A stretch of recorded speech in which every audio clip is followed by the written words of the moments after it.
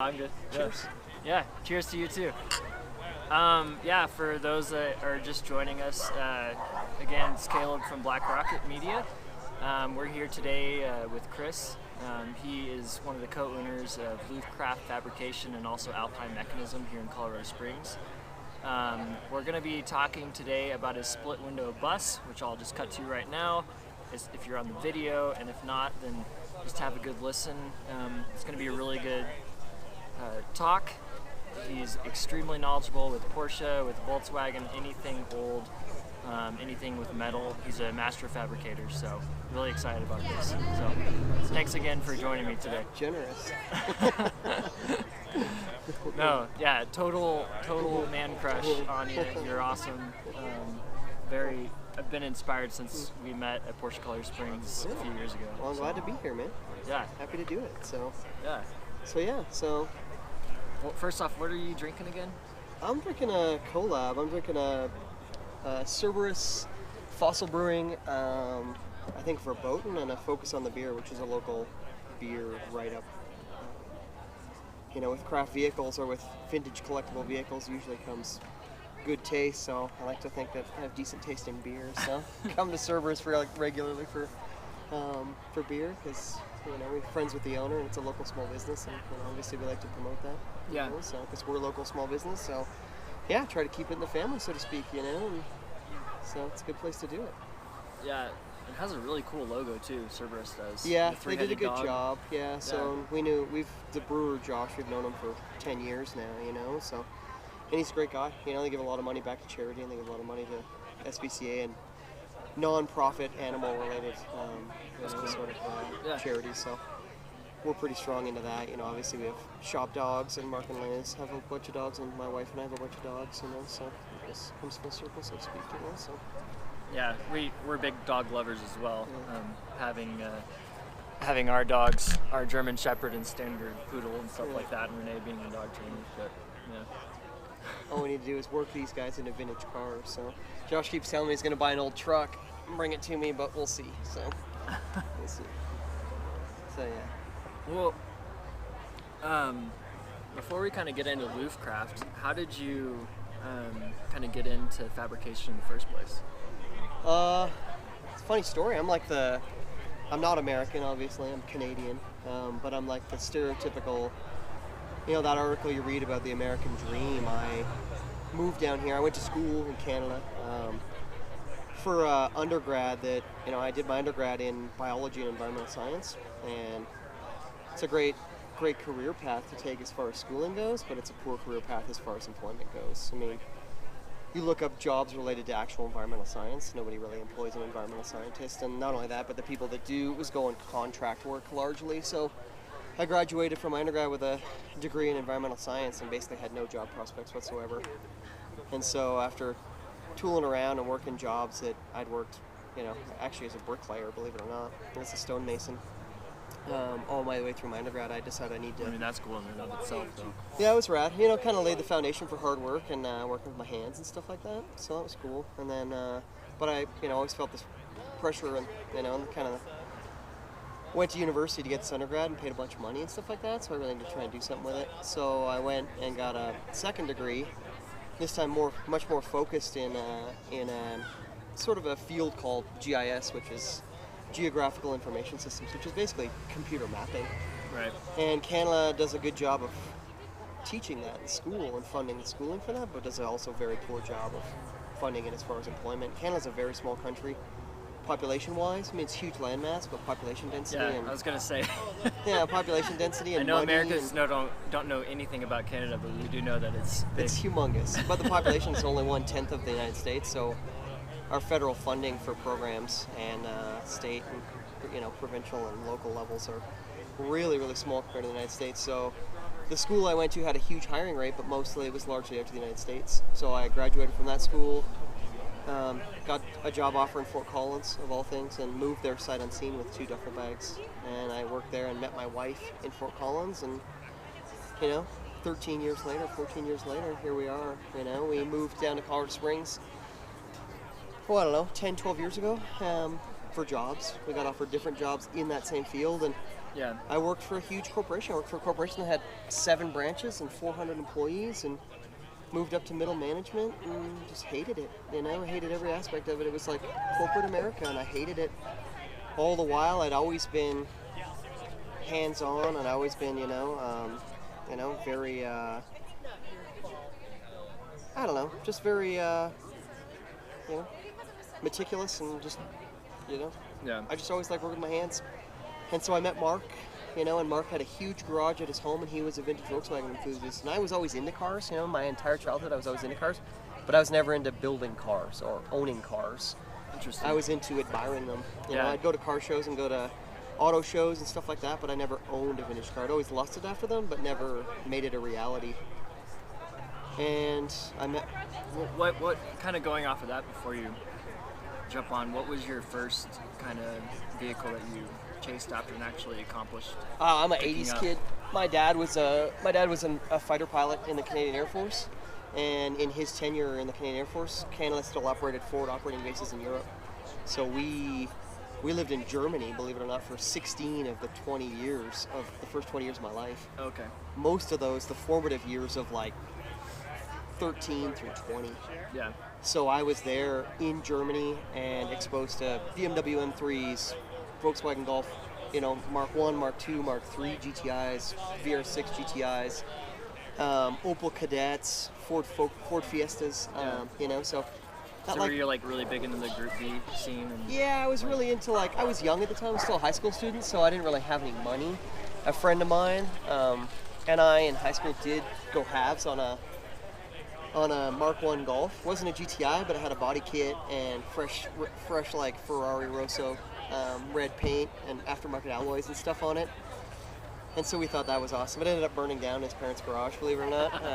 So that was my first foray into actual desirable car to me ownership, but that kind of faded. I went back to Canada and I ended up going straight to university, and I was a poor university kid, and I worked part-time at a snowboard and ski shop and got into mountain bikes, and so the cars kind of died away, until I moved to the United States. And when I moved to Fort Collins, I didn't have a job. Not that I didn't have a job, I didn't have a car. I walked everywhere.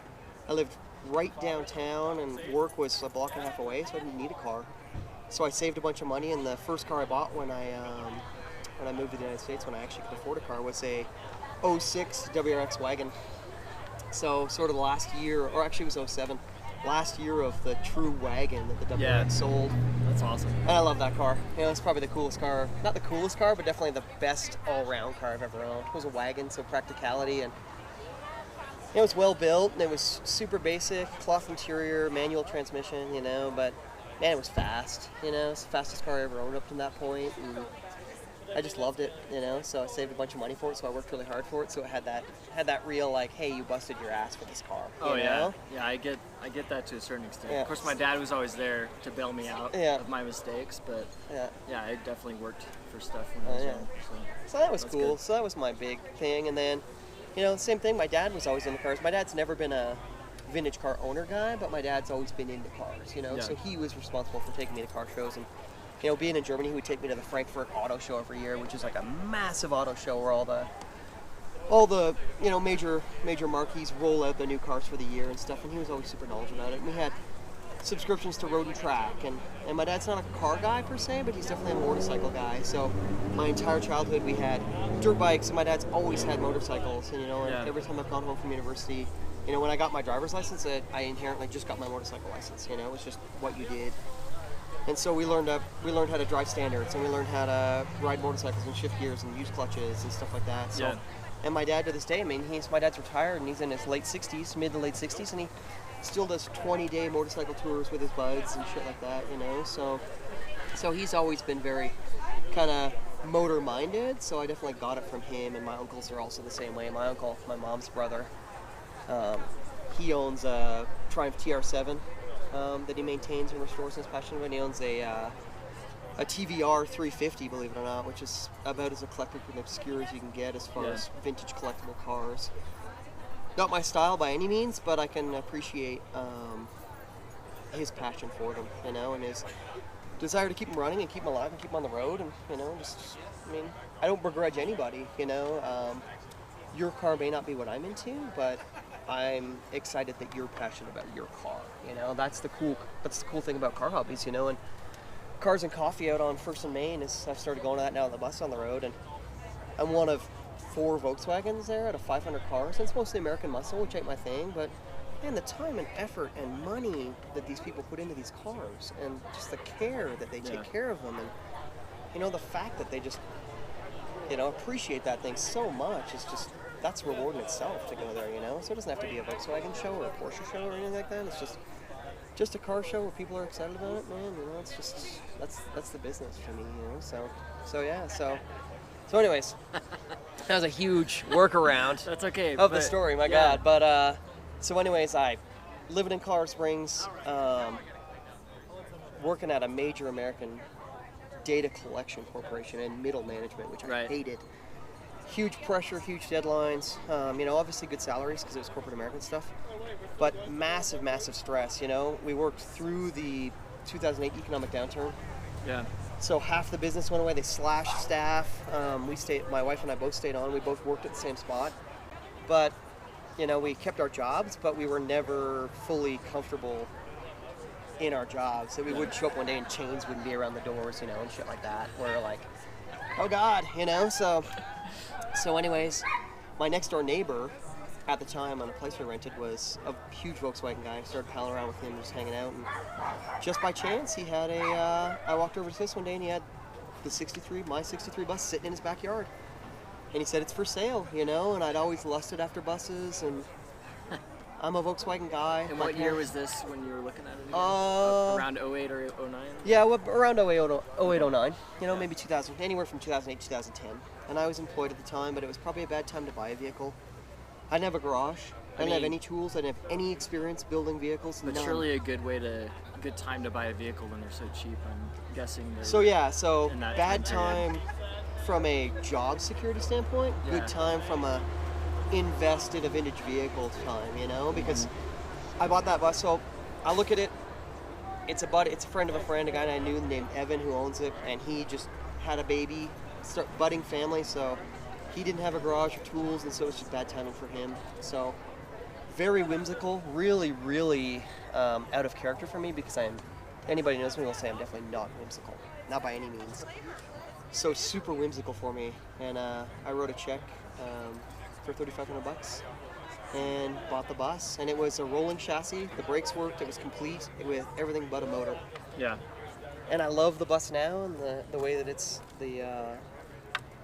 how it's, you know, sort of evolved and become a complete finished product. But in hindsight, I wish I would have put a motor in it and just driven it. That's cool, yeah, and $3,500, that's like... Well, it's a steal. I mean, it was super dry. It was an Albuquerque bus, so it was full of red dirt. Arizona Albuquerque bus, but I mean, otherwise it was virtually rust-free. I replaced some front floor plans and some front floor pans. And a spot in the rear cargo area. I replaced the inner and outer rocker of the cargo doors because they were whacked in an accident. But otherwise, ultra dry. I mean, a super dry bus. Obviously, it's a bus, so the nose was whacked a little bit because that's just about as common as it gets for accident damage on buses. But yeah, otherwise, extremely dry. Needed paint work, which they all do, but wasn't original paint anymore. But so yeah, in hindsight, I mean, it took me 10 years to get it back on the road and running, and I should have just slid a motor in it because for the last 10 years, I could have been driving a bus. But I don't regret the way it's turned out. I regret how long it took, you know. What color originally was it? Same color. Same color. That's turquoise green. So the lower half below the belt line was not original paint, but had been repainted turquoise green at some point in time. But somebody had rattle canned the top half just stark white, and the top half of that should be white with a drop of turquoise green added into it. So if you saw it on its own driving down the street, you'd think it was white on top, but if you park it next to something that's stark white, the top looks like super light green. Mm-hmm. So. But I wasn't really feeling that. I mean, I didn't like the stark white. It was like rattle canned on there. So I knew that I'd do paint work over time, and I ended up painting it all green with a separate color roof cap, which would have been like a commercial vehicle paint. So. Well, tell me a little bit about like some of the different vintage like racing logos and some of the different vintage logos that you have spray painted on there and stuff like that.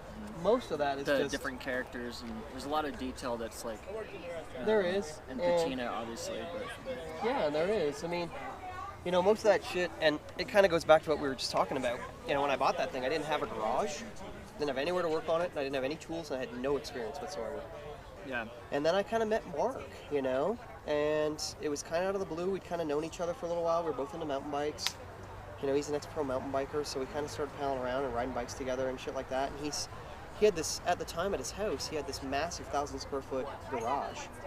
And he said, you know, you can bring your bus over, work on at my garage, and, you know, you can do work there if you want to. And so I said, sure, because I didn't have a place.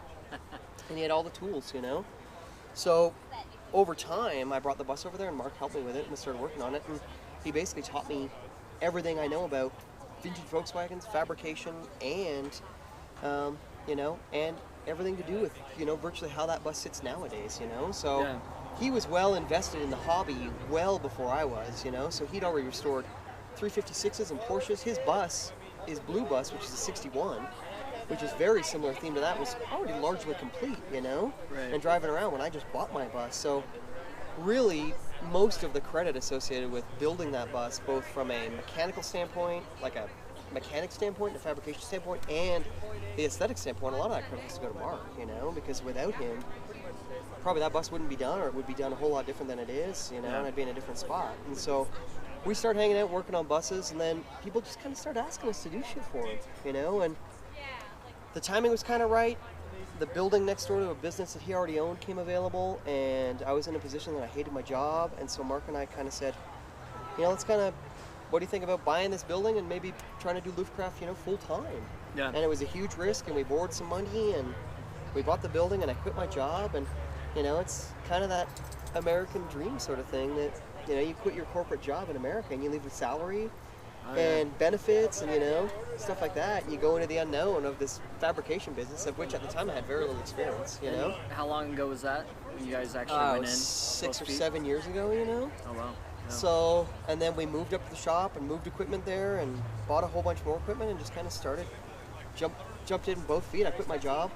Now a lot of credit goes to Mark, but a lot of credit goes to my wife too, because my wife has a good job and works full time, and so that gave me the flexibility to sort of quit my job, you know. Without Yeah. her, I wouldn't have been able to do that, you know. So, and then yeah, 7 years later, and you know, busy every day, and so you know, kind of worked out, you know. So, but But yeah, kind of like I said before, though, like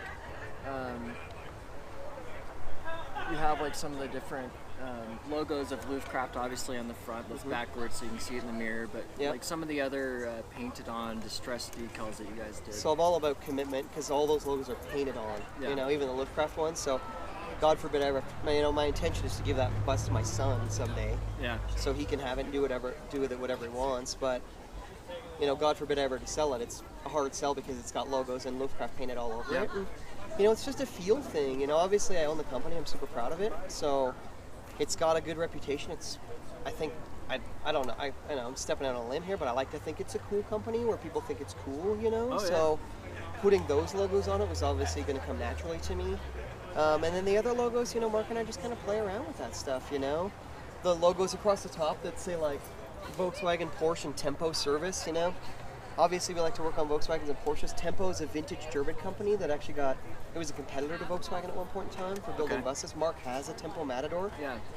So it's just really obscure. We have a Matador at the shop, and so it's kind of fun to just throw that on there to see if anybody notices. And then we just love the vintage stuff. You know, we're vintage guys at heart, so everything from vintage signage to logos to stuff like that just really appeals to us. So like the little drive safe dude, Yeah. the happy motoring guy, that just kind of came naturally. You know, it's all about And what generation is that little guy out of? probably the 60s, you know, Okay. 50s or 60s. It's probably early for 'Cause that I was bus, guessing to be honest 50s, with you. but- Yeah, it's likely 50s because it's super Art Deco. Yeah. So it's probably too early for that bus, you know.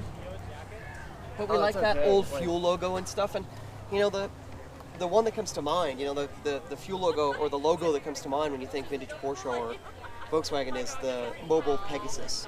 Yeah. Because that was closely associated with their racing teams, but I hate to say it, but that's just been done to death, you know? Yep. Every resto mod Porsche 911 or every Outlaw 356 has a mobile Pegasus. Well, even Mark's Lotus had it. Even too. Mark's, yeah. So it's just been kind of Like done to your that. shirt. So the SO logo was driven by a desire to kind of get away from that. It's Yeah. like, okay, well, let's put relevant logos on there. I'm reluctant to put tire logos on because my tires will be different every time I put tires on it, likely. So, Yeah. but fuel, it runs a bunch of Bosch. It runs a Bosch coil. It runs Bosch spark plugs. It runs.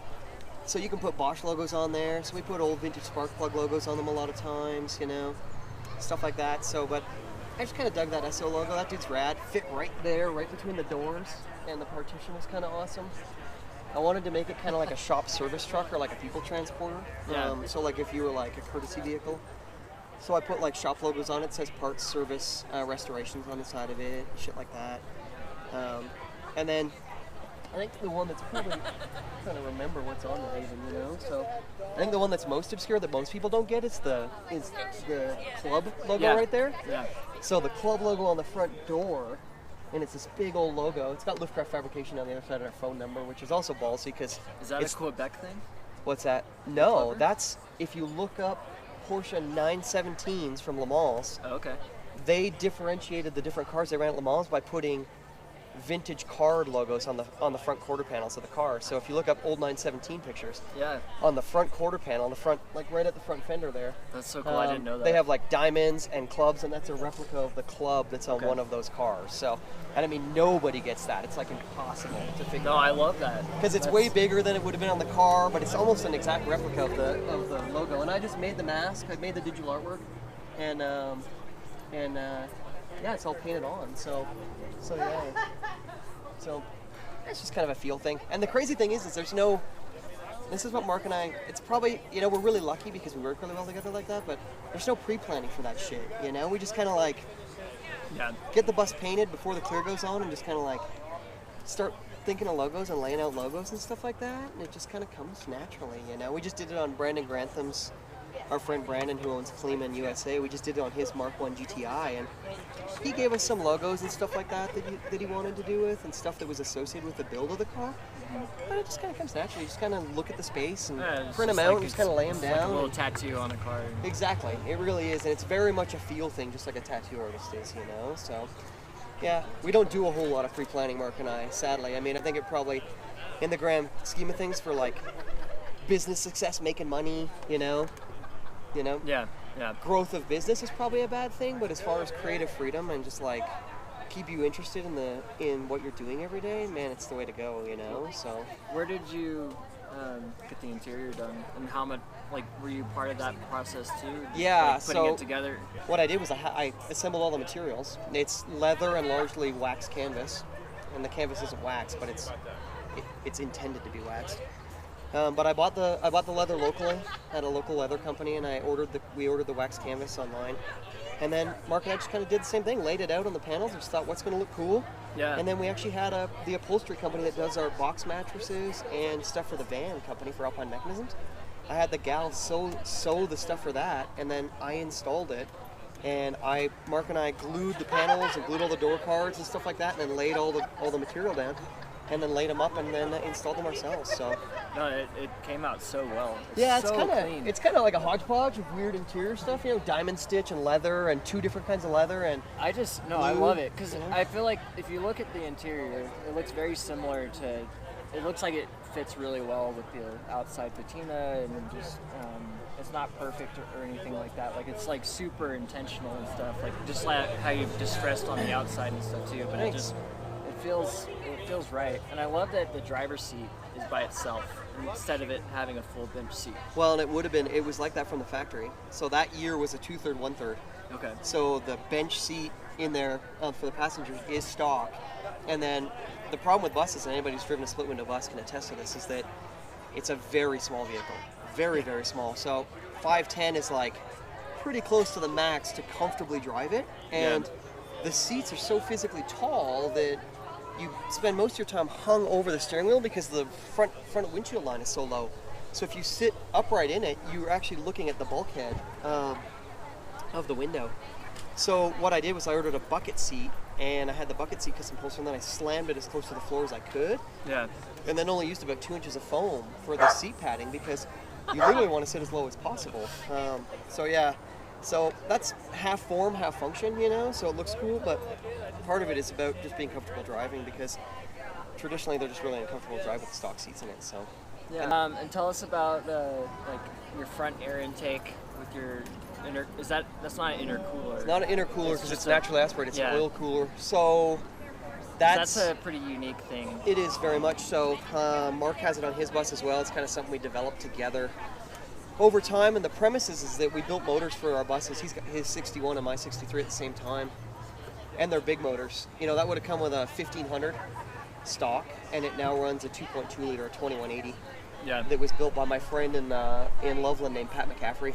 He's a long-time, really, really reputable motor builder.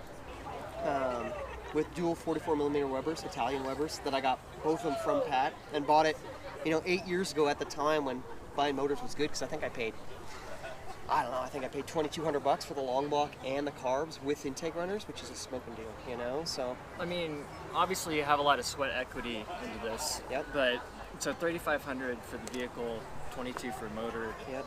And obviously, like, you did all this stuff on your own besides that. Yep. So you're into what is probably worth upwards of a $50,000 bus probably. For under 20? Probably, yeah. I mean, I think all up if you added all the, minus the thousands of hours that go into building it. But I mean, you can't count that because it's a hobby. Like, agreed. Yeah. So as long as you're enjoying doing it, I wouldn't expect to make money on that. But yeah, I tell my wife it's the best investment we ever made. We spent $3,500 on that bus, and God, it's worth $45,000 or more now. As a runner driver. So. Yeah. So it's been great, and it's got some big ticket items, and it's got Porsche disc brakes all the way around, and mini lights, Porsche pattern mini lights that I ordered from the UK, that I brought here, that I ordered from the UK that I had shipped over. So it's got some money in it for sure, but I mean nothing crazy. I paid money to have the seat covers sewn, obviously, but yeah, most of it's just sweat equity. It really is. So tell anybody, it's hard to go wrong with a vintage car if you can do a lot of the work because it just appreciates, so yeah, I mean, they're not making any more of those, obviously. They're not getting any less rare, so yeah, every time you turn around, unless the vintage car market takes a huge tank, which I don't foresee that necessarily, I mean, it's always going to be worth money, so yeah, it makes me miss my Beetle a little bit. Yeah, no doubt. Well, life happens, and kids. Life happens, and I mean, you're at a point in your life where there's never. It's never not an option to get another vintage car, Yeah. So, I mean, one day we will. But, but that cooler in the front. To answer your question, that cooler in the front is a remote oil cooler because that's a big motor that pumps a lot of heat. When you make big motors in Volkswagens, the only thing to cool them is air and the oil. So it actually runs a dry sump oil tank with a dual stage oil pump, and then it circulates oil. It's got a thermostat midway in the van, and when the oil temperature reaches 180 degrees, actually it's 180 or 200, I can't remember off the top of my head, but the thermostat opens and it actually circulates oil up to that front oil cooler. Okay. So it's basically just to cool oil to help keep the motor cool. And that thing runs like 9 quarts of oil or something like that, so because it's got a massive dry sump oil tank in it. So all that was kind of new to Mark and I, so we were very whimsical about it. We just kind of cut holes in bumpers, but that's got to have 25 feet of oil line that you're relying on a little cheesy aftermarket two-stage oil pump to push oil. Yeah, so. Very similar to 911. It's exactly. remarkable how much oil they have in there. Yep. So. But the 911 runs a much burlier pump than that little Volkswagen, so all that was like this kind of gray area that we didn't know if it was going to work, so we got pretty lucky in the fact that it runs all the time. It doesn't leak oil all over the ground, and so yeah. Yeah. But I'd like to see that. I'd like to exhibit more passion. And then I have a couple of private projects. I have a 61 Beetle that I got cheap that I'd like to get on the road. And then I have a 55 Oval that is going to be a big-time project for me that I bought. I'm going to keep it at 36 horse and 6 volt. And I got 356 finned aluminum drums for it and stuff like that. And so I just want to make it really cool, sort of vintage speed style and just kind of a signature car for the brand, you know, so, and really put some effort into that. So that's on the horizon. And then I have a 82 BMW RART Airhead motorcycle project that I'd like to make into a cafe racer. Kind of explore that avenue, Luftkraft's done some scooter stuff for some local scooter guys, some Lambretta and Vespa stuff, but we've never really dabbled in motorcycles especially, but I think obviously the style and stuff certainly translates to motorcycles no problem, you know. So I think a cool airhead BMW would be a nice smooth transition, you know. So, and then eventually, hopefully someday, you know, we talked about this, but down the road, it's probably air-cooled 911 at some point in time, you know, God willing. So we'll see, but yeah. They're out there. They are. They're getting harder to find, you know. I know where a few of them are. It's my saying. It's the same thing. My window of opportunity to buy one was a long time ago, you know. So. Yeah. Well, you can't cash in on everything. Like, you definitely got it in with the split window. Yeah, I agree. Some of my friends got in with the 911. Agreed. You know, back in the day for that much. My wife is always like, "Shit, if you want 911 that bad, just get rid of the split, sell the split window, and buy a 911." I'm just like, yeah. No, the problem is I want both. You know. Yeah. So. Well, thanks again for yeah. you know meeting and having a beer, and look forward to you know any possible other stories in the future with your cars. But yeah, awesome. I don't really have much more to say about it. I mean, it's just an epic car. We'll thanks, have to go dude. I over appreciate and it. take a look at it. I'm glad that people like it. You know, that's the big thing is that you know obviously you build it for yourself, and you know there's a lot of purists out there that would hate on it. I'm sure. Because it's been bastardized, you know, and there's a lot of people that are into custom cars that would probably hate on it as well, but there's a lot of people that like it. And ultimately, you do it for yourself, and you own it, so do whatever you want to your car, and as long as you enjoy it, who cares, you know? Yeah. So, and that's what I did, and I like it, and people seem to like it, and you know, we take it to car shows, and my son loves it, and kids love it, and I like to let them climb around in it, you know, because... Oh, yeah, my kids love them, too. It's cool to see other, you know, younger generations get excited about that, you know? And so hopefully we can kind of keep that passion going. That's one of my biggest fears is that modern kids and kids these days, you know, you go to a car show and the average age of your vintage car collector is 10 years older than I am, older than that, you know, and there's very, very few young kids out there. I mean, there's car enthusiasts, but very few of them are into vintage cars and keeping the prospect alive, and most critical, learning the skill set that requires to keep them alive, you know? So many of the younger guys just only care about like the super fast, whatever's the fastest. So hopefully I can do my part to kind of keep that passion alive and keep kids into it, and, you know. Cool. Hopefully my son takes on. My wife's always like, don't be upset if your son's not into cars, you know. So, and I can't guarantee that I won't be, but I'll try to be. Yeah. You know, I'll try not to be too sad. But so far so good. So far he's car crazy. So. Well, cheers and thanks for talking. Thanks for having me. And for those of you that are tuning in, thank you. Our next person that we'll be talking to is probably going to be Jeb Bridgman, one of my buddies that I work with at Porsche Colorado Springs, talking about his 1974 911. So, look forward to that. It's another one of those cars that he bought when it was way before its time, way before like 2010 when everything started skyrocketing in those. So. Magnus Walker. Yeah, Magnus Walker. Magnus and Walker. Singer with the 964s. Yeah, so. Rod Emerald, Magnus Walker. I love those dudes. So, peace.